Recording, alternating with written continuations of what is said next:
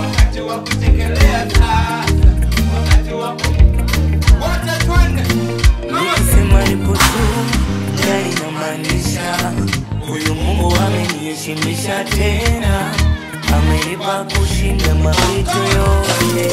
Acha nijidai huko nyuma nilikuwa mtumwa, niliishi maisha ya utumwa, lakini sasa natembea kibosi tena nafurahi.